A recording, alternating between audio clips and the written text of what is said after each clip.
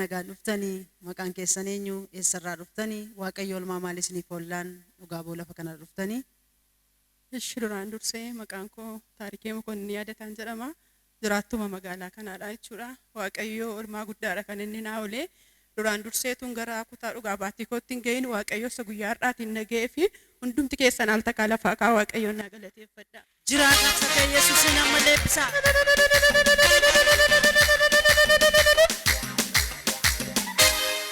Nooraa kabajamaa. Dhugaa baatiin koo gaanii waan sadiidha kanan dhugaa ba'u. Dabaree maanan dhugaa ba'aa deema. Duraan dursee dahee jechuudha gaafuma ji'a tokkodha. Dahee ji'a tokko gidduuttidha. Na dhukkuba isaas eessaa akka inni dhufe hin beeku. Gaafa na dhukkubu mana yaalaa deemee ilaalameera. Iddoon deemee ilaalamne hin jiru mana yaalaa beekamaa jedhame keessa. Amma hundumaatti bakka astaameelee bilbilamaan Addis Ababaatti naa bilbilamee dhukkuba akkasiitii maal isa jedhamuu fi mana yaalaa dhaqiitii ilaalchisu yoo humnaa ol ta'e fidii kottullee amma jedhamutti geeraa jechuudha. Addis Ababaatti keessattis dawwalamee kana biraan mana yaalaa qofaa duwwaa mini mana kadhannaas deemeera. Sagantaanis mana koottis naa kadhatamaa ture jira. Waldoota adda addaa deemeera. Amma kana keessatti fayyuu hin dandeenye jechuudha. Waa'ee waldaa kanaa akkaataan itti dhufe yeroon dhugaa ba'uu barbaadu waldaa kana as jiraachuu isaas hin beekon garuu jiraattuma magaalaa kanaadha. Asuma keessatti hojii mootummaas hojjechaa ture, hojii dhuunfaa koos hojjechaa jira. Duraan waggaa 3-4 dura daadaa kootu lafa kanatti deddeebi'ee kadhachaa ture. Isheetu taaroo itti dhuma irratti waldaan tokko naannoo 7 kiiloo jira achiin si geessaa. Duraan waldaa sana waaqeffachaan tureera. Waaqayyoodhaan namoota hedduu achitti hiikaa ture. Naan jettee dhugaa naa baate naan ammuma na geessuu qabdaan ittiin jedhe guyyaan isaa jimaata irradha. Waldaa fayyinaadha naan jettee guyyaa gaafa jimaataa gaafa dhufnu cufaadha hin jiru sagantaan gaafa sanaa. Nuun lafuma sana ilaallee gallee guyyaa sagantaa dhufee man kadhadhaadha kanan murteeffadhee dhufee abbaa manaa koo na fidee dhufee booddee asii waardiyyaa warra siidha fakkaata gaafa nu har'a sagantaan hin jiru bor ganamaa yoo dhuftanii bor kadhachuu dandeessus ni kadhatamaa nuun jedhanii abdii manutti toran bakka isaanumtu isheenee fudhannee gallee qidaamee lafti bari'uu dhugaan seenee lafa kanan dhufee jechuudha.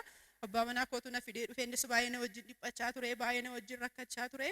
Hammanii konkolaataa irraa bu'ee isteejii kana bayyaa si dhufutti danda'een deemuun ture jechuudha. Na argansiisaa na qufaasisaa keessi koo tokko nagaan qabu dursa mana yaalaatti gaanii kan naan jedhame dhukkubni koo dhukkuba da'umsaa wajjin wal qabatee sitti dhufedha. Kanaaf yeroo sana humnaan miidhatte gatii ta'ee fi onnee keedha kan miidhamee jiru. Onneen kun immoo yaala barbaada. Yaalli isaa ji'a hanga waggaa tokko sitti fixuu danda'a si fayyuudhaaf. Kanaan qoricha addaan kutuun qabdu dhamee qorichi marfeennaa kenname isuma keessaa jijjiiramni hin jiru tasuma. Asin dhufee as gaafa dhufnu iddoo sana teenye dhuma sana waa'ee masiisin beennu achi bishaan dibataa bitadhaan nan bitannee ol gallee isteejii kana irratti kennaa jaalalaatii fi abbaa mul'ataa waamaa jiru. Hin dhufne fiigaama dhufne iddoo kanan dhaabadha. Yeroo isaan as isteejii kanarra yeroon ga'u dafqina keessa cituutti ka'e bakka leezarii wayiin uffadhee jira isa keessaan dafqi dugda koo keessa gadi cobaa. Bakka ofuma eeggachuu iyyuu hin dandeenye jechuudha. Bakka kun iddoon kun idduma fayyina koo ta'uu qabarra fayyee mangalan jedhee asirraatuu dubbachaa jiranii isaan mul'ataanii bakka akkuma namatti mee haala dhibee koo haala jireenya koo hundumaa natti mul'ataan arganii eeyyeen hin jedhe bakka isaan jala deebisuu iyyuu hin dandeenye gaafa natti dubbadhu bakka waaqayyo hidhaa kee hiikeera ati fayyiteetta dhukkubni kee lola diina biraa sitti darbatamee jirudha waan sirratti hojjechiifamee jirudha jedhamee ishee ameen jedheen fudhadheen galee. Baga nagaan dhuftaatis baga nagaan dhuftee dubartii as bakkee jirtu kana baga dhuftee nagaadhaan. Ameen. Baga dhuftee welcome. Tokkosiidha atis falan dhabee jetta. Sirriidha reefuu ji'a tokko dargan ta'e. Baay'ee dhiphatta. Duukaa jirta? Okay. Hallelujah. Falan dhabee baay'ee dhiphina guddaa keessa jirta. Ammoo jetta. Foonumaan namoonni dhufanii si gaafatan yeroo si gaafatan ammoo waan an godhu wallaaleetta. Sirriidha. Namoonni numti dhufanii foon yeroo si gaafatan ammoo falatu na harkaa bade. Hina fi waan an jiru dhabee jetta. Guddaa dhiphatta. Dhiphina guddaa keessa jirtu. Hidhaa guddaatu jira. Hidhaan kun hidhaa oolee bulee kan nama dhabu keessaa inni dhufaa waan isin argattan baay'een inni dhufaa hin ba'a waan argattan ittiin boqottanii waan isin argattan inni dhufaa hin ba'a. Sirriidha. Inni dhufaa hin ba'a. Sirriidha. Godoo ijaaramee lafarraa ol ka'een argaa. Godoon ijaaramee lafarraa ol ka'e kun lubbuu namaatu keessa jiraata miti. Keessa kan jiraatu bineensadha. Kanarraan kan ka'e hafuura xinqoraatu irra jira. Hafuura xinqoraatu irra jira. iddoo baay'ee dhaqxaniittu, iddoo baay'ee deemtaniittu, iddoo baay'ee dhaqxaniittu. Garuu wanti kamiin hin jiru. Wanti fara argatee hin jiru. Sirriidha. Kanarraan kan ka'e wanti naa hafee hin jiru jedhaa jirtu. Abdii kutannaa guddaa keessa jirtu. Sirriidha. Har'aa Waaqayyo waan diigu qaba. Gooftaan akkas naan jedheera. Ameen. Sila yeroon kadhadhu achi yeroon taa'u Waaqayyoon itti hima ture. Namni akkas jedhamu namoota nama dubbadhetti dabalee nama akkas jedhamu jedhee itti hima ture. Misiraachoodha har'a. Ameen. Waaqayyo waan sadii dhaaba. Ameen. Tokko waan dhokate. Waan dhokate jira. Wanti dhokate kun ogeessaanis ilaalameera hin mul'atu. Himameera deebiin arganne. Raajameera hin raawwatamne. Eeyyee sirriidha. Waan dhokate mataan isaatu dhokatee jira. Mataan isaa waan badeedha. Lammaffaa nuuf wal jireenyi keessa wal nuffeera baqa. Likki baqa. Nufaa manatti ol galuu gadi ba'u taa'uu ka'uu yeroo itti dadhabaa jirtanidha. Lama. Sadaffaan boqonnaa laphee keessanitti dhumeera. Sirriidha. Jilbii keessan obsi keessan dadhabeera. Gooftaan akkas naan jedha. Haleluuyaa. Godoo sanatu ituu diigamuun argaa amma. Ameen. Godoon sun yeroo diigamu godoo sana keessaa bineensa du'a. Yes. Bineensi ana gukummaa inni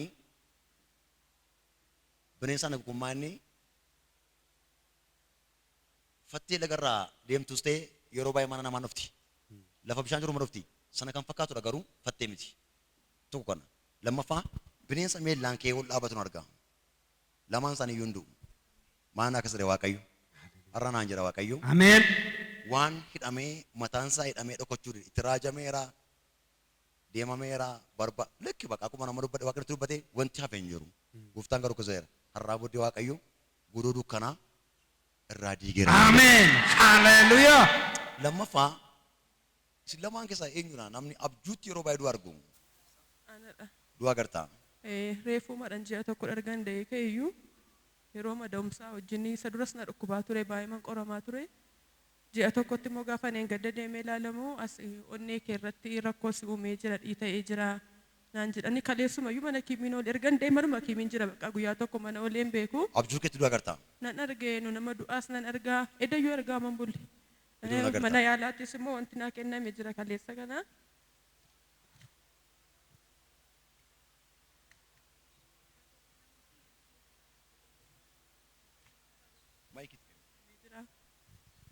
Argaa deessee kaaftee mana kiimii jirtaa. Maani kun reefariidha? Kun inni naa barreeffame kun afuura mana kuta callisee afuura gaafa na kutu dhaqee gaafa ilaalamu. Maani si barreeffame reefariidha moo wuxxeetii keedha? Wuxxeetii makootu naa barreeffame ammas torbee lama booddee moo deebii kottu jedhanii torbee darbee deemeen kaleessa gaafa hin deemu ammas sanuma jijjiiraman qabadamee qorichannaa jijjiirame kaleessa. Amma immoo inni kun immoo isa kana qabattee ammas immoo torbee lama booddee dhuftee ilaalamtadhanii afuura na kutaa na argansiisaa dhiigni koos immoo baay'ee makaa'aadha. Qoricha amma sadhumaan naa kennamee jira hunda isaaf iyyuu. Sadhumaadha? Onneen koos garmalee na dhaata yeroo dhaatu immoo asii bokokee jira yeroo miidhattu baay'ee miidhamtee jirta jedhamee ogeessumaafuu gaaffitee jira waa'een koo. Du'a agartaa abjuu keetti? Nan argaa hin gaddumayyuu argeera. Jedhumayyuu agarteetta? Maqaa Yesuusiin daaraa ta'u. Ameen. Akkuma agarteedha. Fixaniiru baqa. Fixaniiru. Miilli du'aa ol galuudhaaf qofaa tafee jira. Ol galuu qofaa hafeera irraan kan hafe already dhumeera. Wanta hafe hin jiru. Muraaf inni dhufne irra yoos baqa. Iddoo nuyi hin deemnes hin jiru kaleessas kadhannaa deemne irraa manattis hin kadhachiifannaa. Iddumni nu hafe hin jiru baqa iddoon kadhannaa jedhameyyuu. As baqa asuma xumuraanuuf haa ta'u anaafis mucaa koofis inni irraas dhufne asis dhufnee hin beennu iyyaafannee kaleessa dhufnaan sagantaan irra hin jiruudhaan kaleessa as. Har'aadha kan dhufne naannoo safara kaampaasiidha kan nuyi dhufne jechuudhaas. Ol galuu duwwaa tafe miilli du'aa ol galuu qofa tafe irraan kan hafe already fixaniiru. Kan nama dhibu keessaa harri qidaameedha. Bor sanbataadha gaafa dhufnu du'adha. Dunkaanatu ijaarama balbala keessan irratti dalga'an.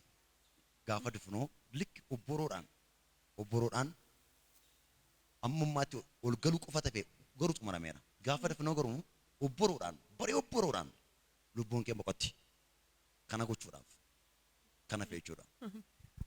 Ollaa isin jiraattan keessaa namoota ani maqaa isaanii waamuu barbaannetu jiru.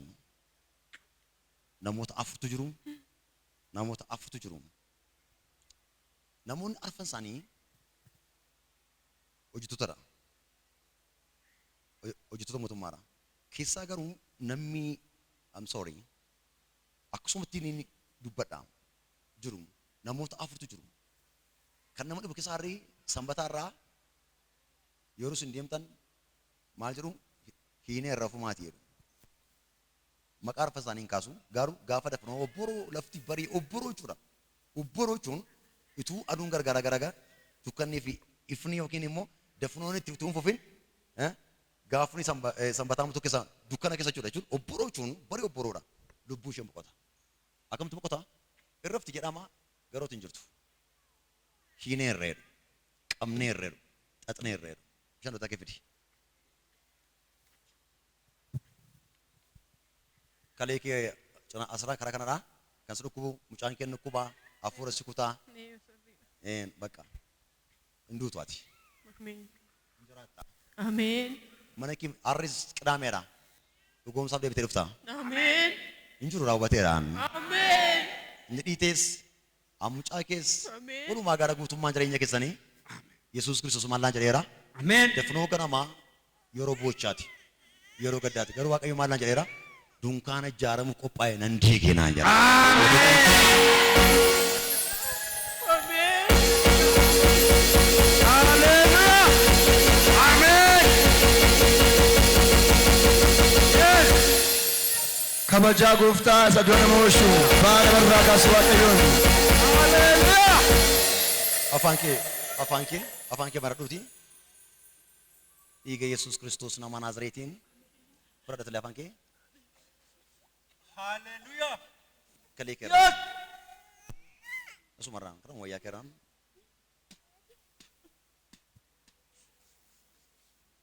Inni xiqqaata galanni Waaqayyoo fi dabalaati. Haleluuyaa.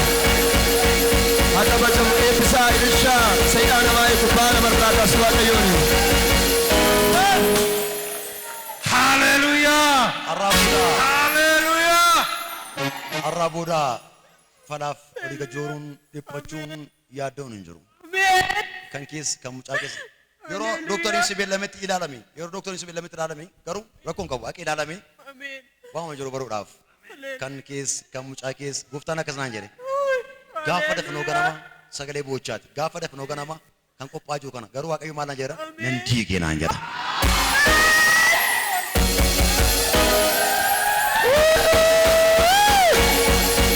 Haleluuyaa. Dabalaa isa dura nama oolchu gadda nama iyyaa dabalaa Yesuusiin. Haleluuyaa. Ameen. Gaafuma garaa dhaba'u harki mucaa kana akkasidha. Yeroo dhalatu nerviinsaa harki mirgaa kuni mucaan guddaadha waan ta'eef gadameessatu gadi qabee nerviinsaa tuqameera jedhame harki mirgaa kun hin hojjetamu. Kan hojjetu Eeyyee. hin hojjeta irraa booda. Maal gootaa bishaan dhootaa kee galiitii.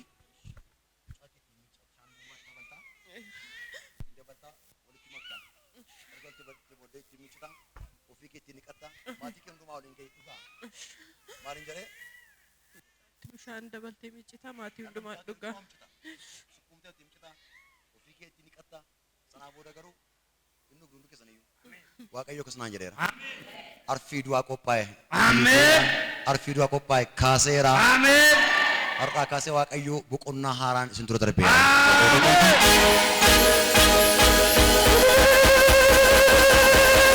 Yes. Ameen.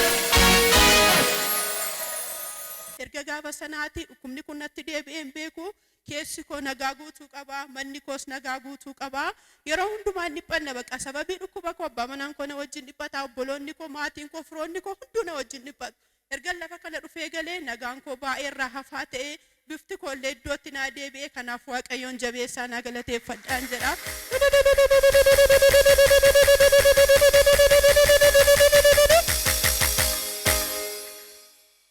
Itti dabalee jechuudha dhugaa baatii makanaa nan baa jedha yeroon saganteeffadhe gara lafa kanaatti ka'u sagantaan idduman jedhamnee dhufee fuula koo dura taa'aa ture jechuudha. Islaamaatii maguutummaatiin dhufnee dhugaa baana turre dhagaan dhugaa baatiin tokko duwwaamni tokko edee lama sadii edeetti fufaa.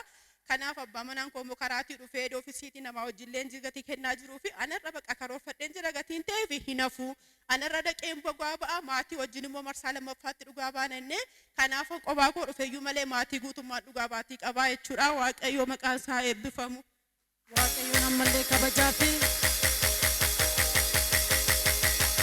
egaa mana yaalaa hedduus dhaqxaniitu iddoo kadhataa hedduutti isinii kadhatameera garuu Waaqayyo lafa kana fayyina keessan waldaa fayyinaa keessatti godhee mi Waaqayyo waan adda baasee akka du'i isinitti murtaa'e waan dubbate qabaa lafa kana irratti gaafa isinitti dubbate.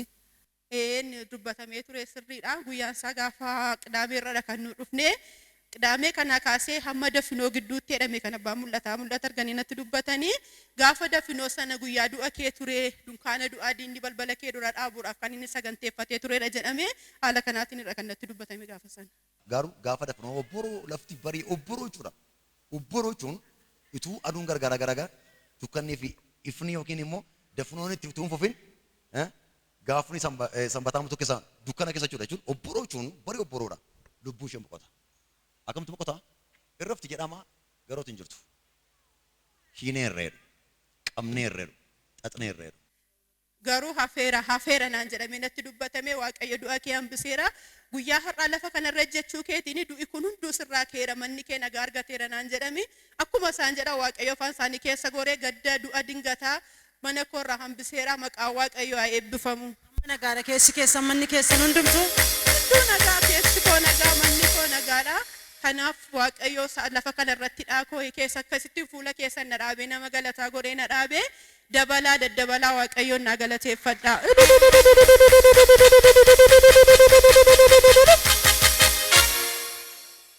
Dhugaa baatiin koo inni lammaffaan immoo jechuudha. Waa'ee bishaan dibataa iddoo kanaadha jechuudha. Waa'ee bishaan dibataa iddoo kanaa badaa hubannaa isaas hin qabnu hin beeknu waldaa maqaan Yesuus keessadha. Amma yoo achiin tajaajilaachi waaqeffadhaa jechuudha. Kunis waldaa koo ta'ee jira malee ammas. Iddoo fayyina koodha adduma baqqaan hidhaan kottii kamidha iddoo kanatti innaan duraan hojjettuu mootummaan ture sariisee immoo hojii daldalummaa keessadha kanan jiru hin beeku baqqaa callisee malee bishaan dibataa kanan asiin fudhadheen galee jechuudha gaafan asitti dhufee naa kadhatamee galee ji'a tokko booddeen iddoo hojii kootti deebi'ee hojjechuutti gaafan ka'u callisee man deemee gaafan dhaqee ol galu bishaan dibataa kanan akkas godhee mana keessa faffacaasaa jechuudha suuqii koo keessa innaa battalumaan facaasee deebi'utti bifa addaatiin kan gabaan mana kootti dacha'u jechuudha. Guyyaa tokko guyyaa lama nan laale aniyyuu hubannaa isaan arganne jechuudha kana. Innaa mucaan na biraa hojjettuun koo jirti. Taaroo naan jettee ennaan guyyaa ati dhuftee bishaan dibataa jettu kana mana kana keessa facaastu gabaan mana keenya keessaa kun addadha. Kanaaf ani waa'ee kana ati yuu natti himtadhee si eegaan ture ati natti himuu diddee bishaan dibataan kun dhuguma hojii guddaa hojjechaa jira jettee gaan as keessatti seexannaan hubannaa bishaan dibataa kana ana keessaa ishee keessa jechuudha.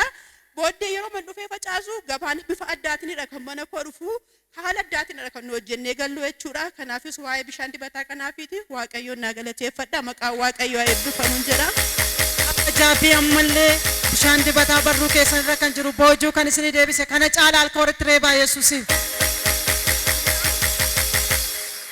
Kan biraan immoo jechuudha suma keessatti waan ani tun dubbatiin bukkee darbuun barbaanne rufee makka suuqii banadhee ol seenee kan suuqii bantee hojjechaa eeddi laloon beetti iddoo jiikoo yeroo mana akkas ol seenu utuun facaasinan taa'an yeroo nutuun facaasin taa'u badaan jiru sochiin badaan hojjetamu jechuudha akka yeroo bishaan dibataa facaasee taa'unnaan taaroo naan jette bishaan dibataan facaasne akka gabaan keenya koodha kanaafidhaam kan akkas ta'etti yeroo masanan ka'ee facaasutti ka'a yeroo masana gabaan bifa addaatiin dhufuutti ka'a kanaafis humna dibataa guddaa bishaan dibataa kanarra jira.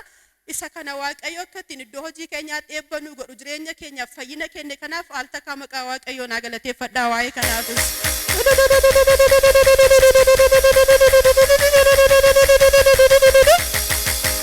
Dhugaadhaan jechuun duraan waan mayyuu natti hin fakkaanne jechuudha akkasumatti gaafa namoonni qaqqabatanii waan tineedhanii hubannaa isaan beeku jechuudha badaasitti fayyadameen beeku garuu ergan keessa lixee waa'ee faayidaa kanaa argee waa'ee bu'aa kanaa argee mana koo mataa koo illee siree mataa koo jala kan bishaan dibataa kun taa'u jechuudha ijoollee kootti ganama nan diba yeroo qormaataa isaanii maamma iskiriiptootti nuu dibikaa jedhu iskiriiptoo isaanitti dibeen isaan geggeessaa adda isaanitti dibeen baasaa ergasii qe'een koos nagaa manni koos nagaa alli koos nagaadha dhugaa baatiin koo inni sadaffaa mucaa koo ishee kanaa jechuudha asitti erga deddeebi'uutti kaanee abbaa mul'ataa tochirraa namootni ijoollee keessan seexanni irratti xiyyeeffattee dhukkubaanis ta'u bifa adda addaatiin isin jalaa butuu barbaaddu jira jedhanii dubbatanii namoota kana deemanii bishaan dibataa isinitti biifa milikkita isiniif ta'u ijoollee keessan irratti waan xinnoo argitu garuu Waaqayyo dabarsee ittiin kennuu jedhanii asirraa dubbatu keessa deemaniitu biifanii anatti biifanii na bukkee darbanii kun qidaameessaadha. Innaa roobii isaa dafinoo mana barumsaa dhattee baratteetti facaasaa baratteetti roobii mana barumsaa deemtee mana barumsaatti galuu didde mucaan koo. Innaa maatiin hunduu ba'anii barbaadu ollaan hin barbaadaa hiriyoonni isheen barbaadu eessa akka isheen buuteen dhabame booddeedhuma irratti anatti bilbilan gadi taaroo asuus bukkee dhufteetti hin gallinaan sa'aatiin 11 walakkaa ta'e maal amma kana maal heddusinii ijoolleen sa'aatii 9:10 kan isaan galanii maaf fudhatanii gaafanne nama mana barumsaa hundumaa deemnee gaafanneerraa ijoolleen ba'aniiru waardiyyaan ijoolleen sa'aatii kanas ga'an iyyuu hin jiru ijoollee wajjin galtee yoo ta'e iddoo biraa gaafadhaa ittiin jedha ijoolleetiin. Booddee isaan natti dawwalanii an abbaatti dawwalee abbaan akka makiinaa baqa akka nama sammuu hin qabnedha kan inni na'ee oofaa dhufu gaafa dhufu mucaan eessu hin jiru mana keenya gaafa gallu isbiin akkuma mana boo'ichaa mana keenya keessa baqa asaantee maraata booddee anaan mul'ata isaan asitti arganii dubbatantu keessa koo dhufe abbaan mul'ata milikkita waa hin argatu garuu hin ooltu jedhaniiru mini hinuma oolla baqa mucaan koos waan tokko hin taatu mucaan koos hin galtedhee mana ofamansiisee hin deeme booddee akkasuma unumaa deemee balbala mana barumsaarra ga'u mucaan koos naa baatee mana barumsaa keessa. Gaafa isheen as baatu maa inni as esbiin akka nama baqa iddoo biraatti galoo akka nama du'a wayii keessaa galaaruutti fiigee dubbisaan ishee anoo baqa boo'ichaaf iyyuu dubbachuu hin dandeenye ijoolleen iddoo hojii suuqii hojjetan wajjin deemanii isheetti fiiganii ishee dubbisanii mana barumsaa keessa hin jirtu mana barumsaa boroo ijoollee lama ta'anii qofaa isaanii naannoo sa'aatii 1 ruubirruutti kan isaan mana barumsaa keessaa ba'anii maal taatanii turtan jenna nuunoo waan nu tursees hin beennu callisnee mataa jirra ganaadha sa'aatiin jenneetu jedhanii Waaqayyoos mucaa koo kana hundumaa irraa naa hoshee kanaafis Waaqayyoon naa galateeffadhaan jedha.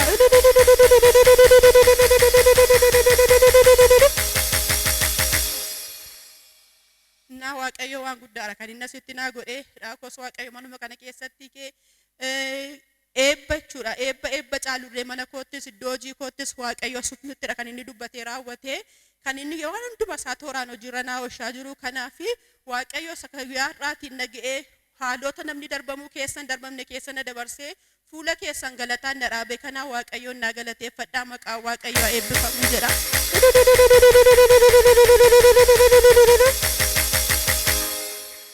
Dhumarratti jechuudha baay'atee ibsuu hin taane kennaa mana Waaqayyootiif ta'u jechuudha birrii 5,000 qabadhee dhufeera kan immoo jechuudha kabajaan abbaa mul'ata akka isaan harkaa fuudhanii sanitti laadhaa jechuudha Waaqayyo sinaa eebbisu.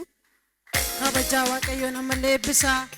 Waaqayyo asitti tola na fayyise qarshiin na fayyisuu hin dandeenye Waaqayyo garuu asitti na mana godhee na oolche du'aan immoo mana Waaqayyoof kennaa fidee dhufeera. Eebbisaa Yesuusin.